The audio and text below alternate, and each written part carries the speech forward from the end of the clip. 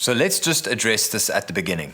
Many of you are going to say, ugh, the screen is too small for that power and that price point. To that I say, shut up! Shut up! Shut up! This device isn't for you. So put away the keyboard, step away from the screen, and go play your oversized handheld.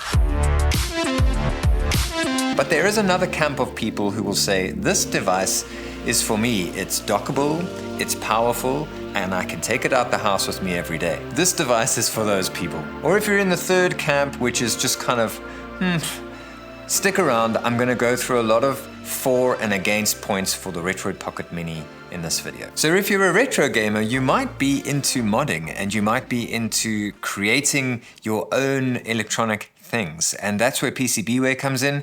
They are today's sponsor. Their website has a fully fledged order to spec system for CNC milling, 3D printing, custom PCBs, a bunch of other things. What's more, they also have an online chat. So if you get stuck, you just ask questions there and they will help you. So whether you're looking to create your own custom controller or even build a Game Boy of some sorts, PCBWare is the place to go and check all that stuff out. So please go to their website, have a look, order yourself your next project. Back to the video. So one of the big things is people are going to say, this is double the price of the Retroid Pocket 2S. And that is true.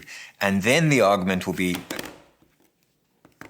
we need double the device. And I don't agree with that because that's very difficult to gauge. How do you gauge whether you've gotten double the device? And we're also getting diminishing returns the more powerful the chipset becomes. And so the double the device becomes about elusive things like comfort, design, and the general X factor of the device. Just like the Steam Deck is essentially just a big black blob, but it's a really special piece of tech. I do, however, feel like we need to see some sort of innovation when we're starting to pay a premium price for a device like this.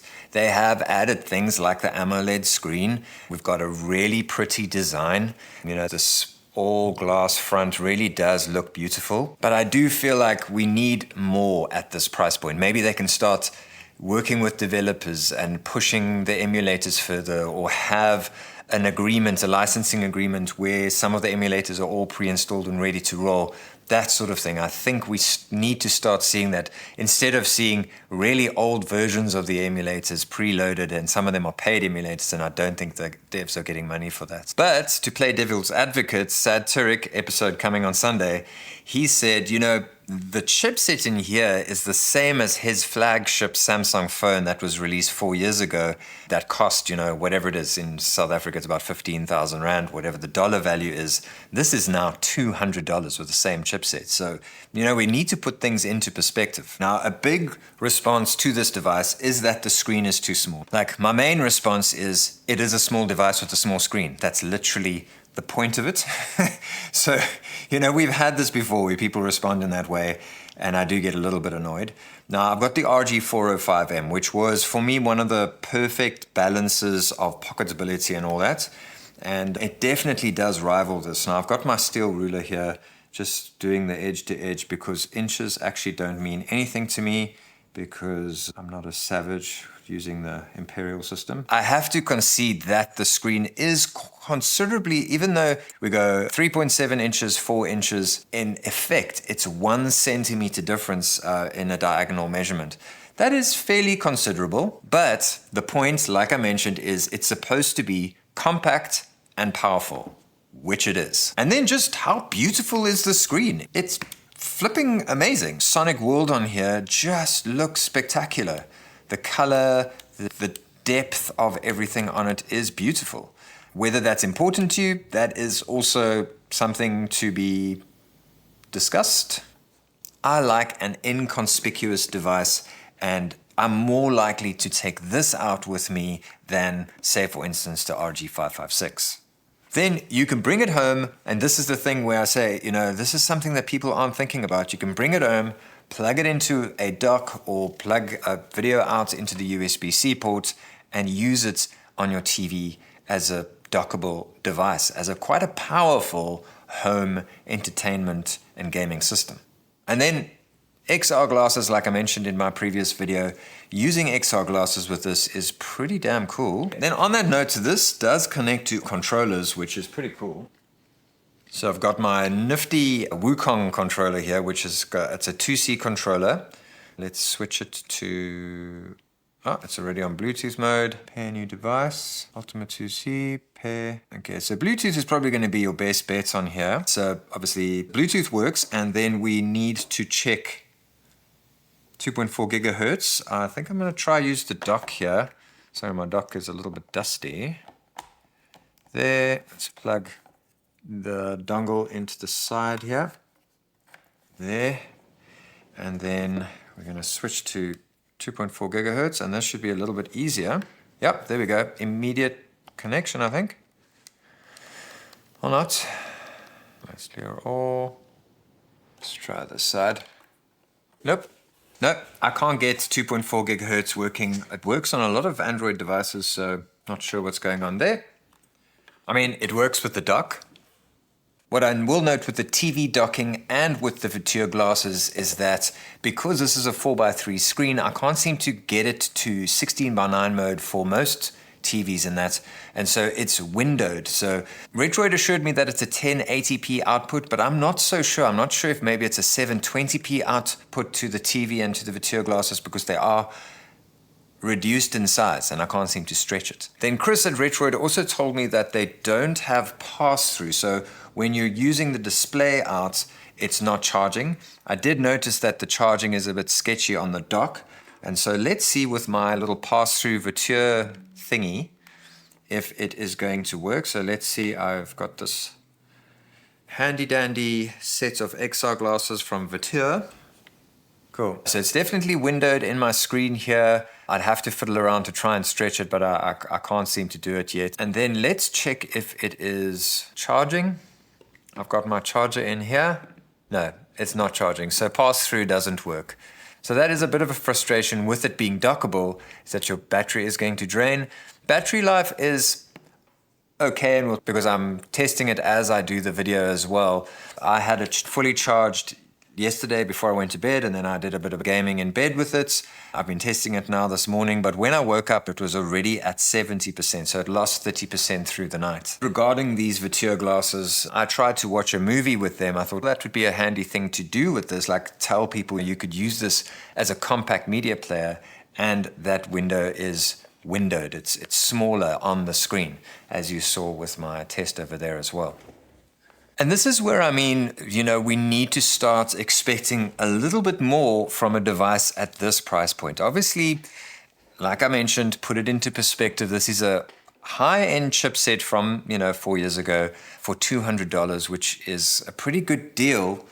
But in the greater scheme of things, we do need to expect a little bit more for a small device at this price. And then some general comments. I do recommend they're selling back covers. They're also selling replacement back shells, clear back shells. So I would like to get all the accessories and do a little video about that. But I do recommend the back cover. I recommend the screen protector, because I am worried about this and I don't want to test it because I really like this device. I was thinking of maybe doing a drop test, but well, that's pretty, it's not very high, but I'm not getting, it's not cracking.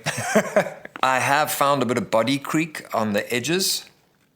It's not on the left now at the moment, and it is worse on the right, but every now and again I feel a bit of a little creak on the left or the right. And because it is Android 10, I think it is, or Android 11, there's no Switch emulation, so you can't load a relegated version of Yuzu on here. You cannot do Switch emulation on this version of Android. Pros and cons, you can load Android 13 on here. You won't lose your warranty, they reassured me. But at 6 megabytes of RAM, you might end up with performance issues. So is it worth it? I'm not sure. I might test that. I don't know. As much as I want Switch emulation, we're going to get into a bit of Vita emulation, which is quite fun. Not as many games, but it is quite a fun thing, a nerdy thing to get into. There's something about having this beautiful small screen as a sort of media player device. Just put it up, link it to your Bluetooth speaker and use it as a music player. It is quite special for that because it is just so pretty. It does have a mainstream look to it. It's not like these nerdy devices, it's not like, oh, it's a niche retro gaming device, this is a mainstream looking device. The brightness setting is difficult to manage because it's a slider on the top there and most of your work is done right at the end there. I wish maybe on an update they could just increase the gradient right at the end, so make what happens there at the end rather within a centimeter of the end there, if that makes any sense. But I would like at least a brightness shortcut. Maybe there is one? Don't think so. Anyway, so that is a little bit of a frustration because, like I say, the screen is incredibly bright, but most of the time you're setting it to down there somewhere. So gameplay, this is going to like fluidly play PS2. I've been playing PS2 games at 1080p. I think it's a 5x resolution. And the other thing is, because it's a Snapdragon chip, you can now use the turnip drivers, the custom drivers for the graphics card.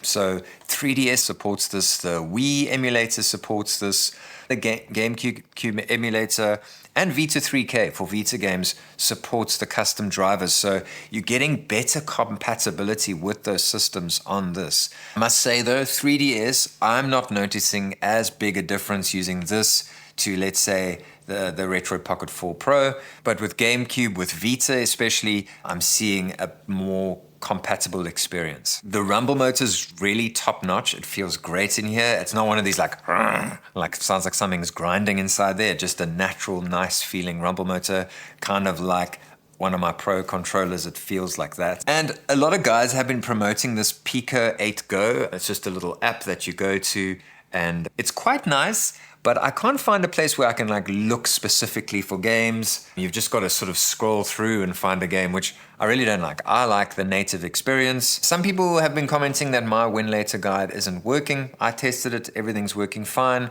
But if it is not working for you, Russ from Retro Game Core has also done a more recent version of that setup. Streaming this with XR glasses somewhere in your house is pretty exceptional because this controller is small, but really comfy in the hands. We'll talk about the controls now. But this, with XR glasses, streaming in your home, I can play my Wolfenstein or whatever on this thing. Controls are a little bit cramped, but it really does feel nice. What I will note is that this might be because my house is just terrible with Wi-Fi. Wi-Fi 7 on my Odin 2 Mini is far better, far superior to this with Wi-Fi 6.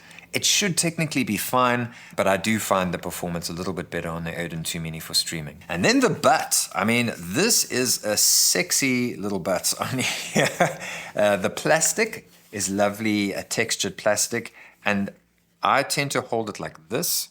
The little butt, get your fingers around there, and then you do that. It is a very comfy grip, and so I wouldn't have expected it. So there as well, like that is a good grip. I wouldn't have expected such an ergonomic experience on such a small device. So good on, that is like AAA experience of ergonomics on a small device. Someone said it's ugly, and to them I say, stop the madness. Buttons, these action buttons are actually flat. They are not concave or convex, they're just completely flat. Take it for what it is. They feel great. They're the same feeling buttons. I just had a play on my Retroid Pocket Flip was when they started with the double injection molding and all that sort of thing. This is the same lovely experience, same as the Retroid Pocket 4 Pro. Very, very nice action buttons. I had a look, I measured. These joysticks are about 1 millimeter more recessed than the Retroid Pocket 4 Pro. So you've got seemingly the same amount of range of motion, slightly more recessed. Like, it is still very pocketable. So they've managed to get these really nice joysticks in a more pocketable device. And then it does have adjustable LEDs. Someone said these LEDs are ugly, and then the person commented on there, just switch it off. It's like, honestly, people, just switch it off. But these LEDs are nice. They will use your battery up a little bit more. But yep, looks great. And I've made it to almost the dimmest setting. And then what I have commented in my previous video is these buttons are very clackety. Like, it might be a deal breaker for some people. So for me, the more I think about this, the more the RG405M is one of the closest competitors to this, even though it is less powerful. So let's just do a quick little...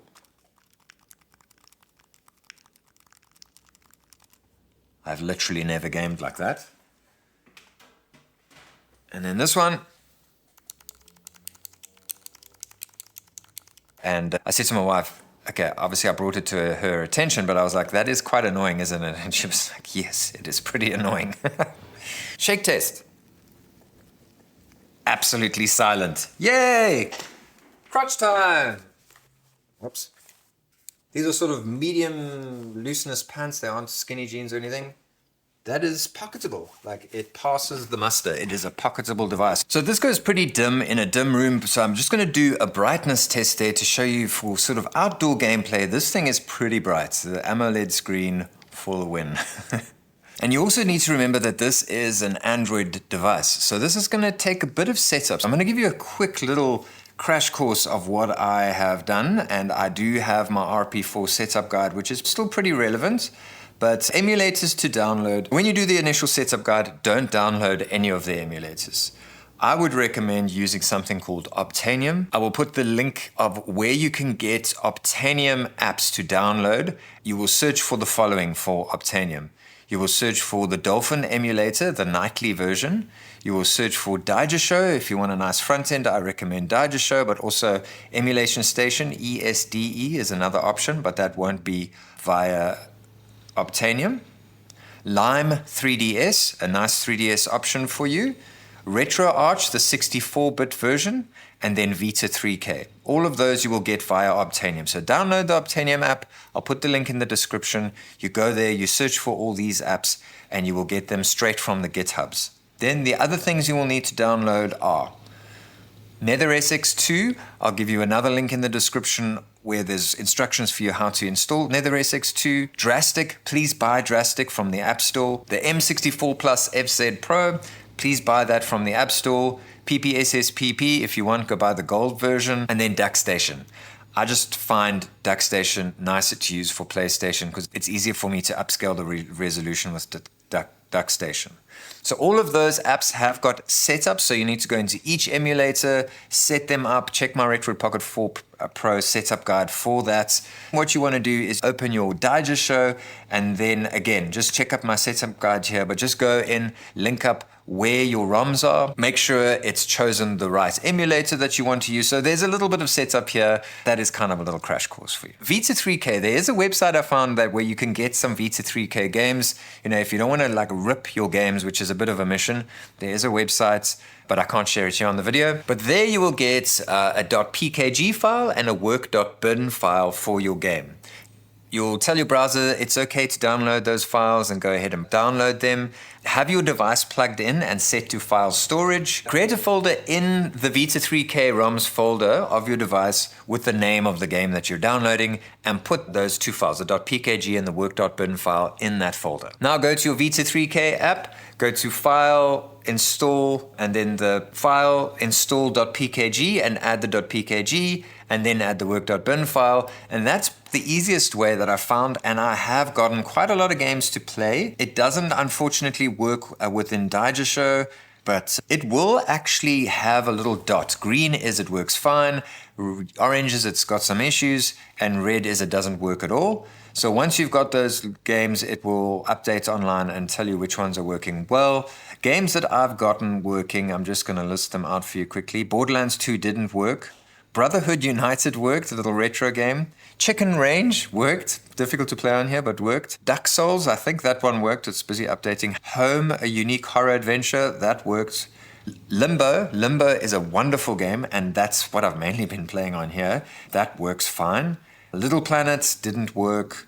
Metal Gear Solid 3 didn't work. Mortal Kombat does work and it looks exceptional on the screen. My NBA 2K seemed to be working, the NBA 2K15, but you need that login, so I can't log in, and anyway, that would have been great. Rogue Aces, it's not updating yet, I can't remember if that worked. Silent Hill Book of Memories didn't work. Skyforce Anniversary, bit glitchy but worked. Spelunky works. Uncharted Golden Abyss doesn't work. Witchcrafty works. So those are some games that you can go look up and, go get some Vita games working on here, and I'm really enjoying Vita 3K on this device. A setup guide I would recommend is the one by Mr. Sujano. I just used his guide to set mine up, and I was off to the races. He also explains how to use custom drivers in Vita 3K. The Retro Pocket Mini versus everything else, obviously it is very powerful and it is a little bit expensive. This is fairly interesting to look at because people are also upset about the small screen on such an expensive device, blah, blah, blah, blah. Now, a lot of people commented in the beginning, Adin 2 Mini. The Adin 2 Mini is $340 excluding shipping. This is $200 excluding shipping, $199. What are you even talking about? Moving on. The Anbernic RG405M is my budget pick as a competitor to this. As I mentioned, a 4-inch screen versus a 3.7-inch screen, that is a significant bump in screen size. In my mind, even up until recording this, I was thinking it's not such a big deal, and I thought I would, measure it on screen to see my reaction, and it is a considerable amount of screen real estate. And so the 405M, you're going to take a huge knock in performance, but you're going to be able to play a lot of PS2 games. I played God of War 2, I think, all the way through on the RG405M. It is well made. It's a metal device, and that is $150 excluding shipping. I know that some people get annoyed by this, but I do genuinely recommend for people in outlying areas like North America, where your shipping is usually quite expensive, consider Lit NXT or places like Go Game Geek, because they include shipping and they use Buffalo out of China, and so it is a lot cheaper to get it to you and quite quick to get it to you. So consider those. You'll get a little bit of a bump in price, but it'll be cheaper than the shipping that Anbernic are offering. So $150 excluding shipping for the 405M with a nice bump in screen size. The other considerations I would make are the Anbernic RG Cube and the Anbernic RG406V, which I'm going to unbox on Monday. Both of them are going to give you good 3DS performance. They are going to give you good PS2 performance, good GameCube performance. They are not Snapdragon chips. So to make the argument for this, Snapdragon and incredible screen. Like, I haven't labored that point enough in this video. The screen is fantastic. The audio is good. The Snapdragon chip just gives you a more fluid experience with a lot of these emulators. And so there is a lot to be said for this device. It is only a little bit more expensive than these lower powered devices by Anbernic. Obviously, there might be a reason why you'd want those. I like the RG Cube in my favorites. I put it above this. The more I've used this, the more I've grown to love it. I do think I'm going to end up playing this more than the RG Cube because it's more pocketable. There is a lot to be said for this device, and don't let the screen size deter you. If you're not obsessed with screen size and you don't mind a smaller screen and you like aesthetics, you like comfort, you like pocketability, you want something that's powerful that you can put in your pockets, this is the device for you. It is exceptional. I don't want to oversell it, but I do think it is probably one of the best devices of the year.